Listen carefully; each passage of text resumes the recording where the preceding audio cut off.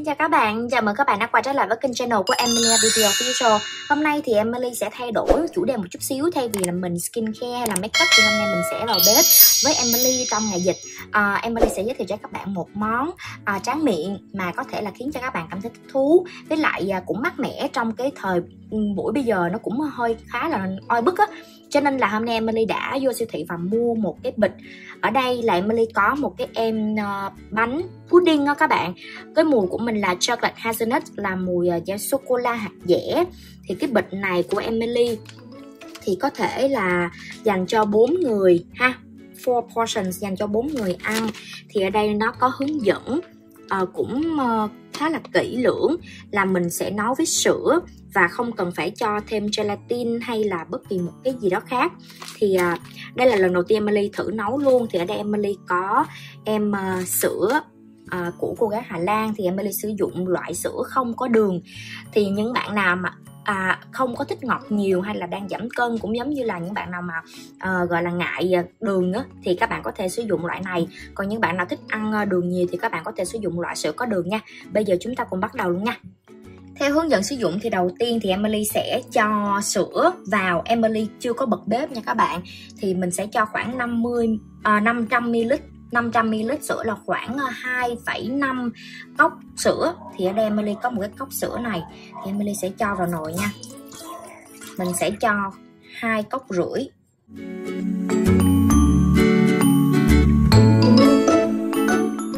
Sau khi mà Emily đã cho 2,5 cốc sữa thì bây giờ Emily sẽ đổ cái bịch bột này và mình sẽ khuấy đều. Các bạn lưu ý là mình sẽ chưa có mở lửa nha. Bây giờ Emily sẽ đổ cái bịch bột này vào nha.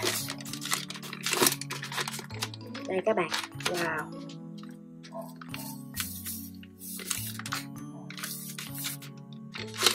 Rất là thơm mùi cacao, sô-cô-la. Bây giờ mình sẽ quậy đều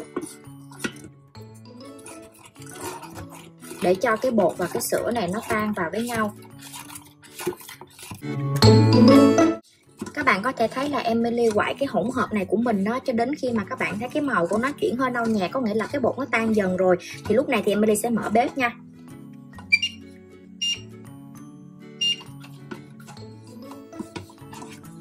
Đầu tiên thì Emily sẽ mở bếp hơi lửa một chút xíu. Sau đó thì Emily sẽ hạ lửa nhỏ vừa vừa. Và mình sẽ quậy đều như thế này trong vòng từ 2 tới 3 phút để cho bột nó bắt đầu từ từ sánh lại nha các bạn. Sau khi mà Emily đã tắt bếp và lấy ra nguội như thế này, các bạn sẽ quậy nguội tầm 2 tới 3 phút nữa.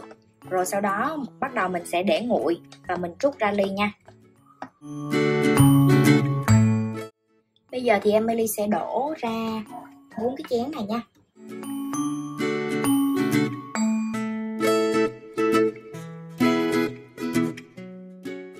Các bạn ơi, như vậy là Emily đã thực hiện xong cái món pudding. Bây giờ thì mình chỉ việc là để nguội và sau đó các bạn sẽ bỏ tủ lạnh tầm 30 tới 1 tiếng sau, thì 30 phút tới 1 tiếng sau thì các bạn có thể ăn được rồi. Thì các bạn chờ thành quả sau khi Emily để lạnh nha. Cả nhà ơi, Emily đã đổ cái em pudding Emily để tủ lạnh rồi. Thì bây giờ mình sẽ thử cái em nó như thế nào nha. Ok.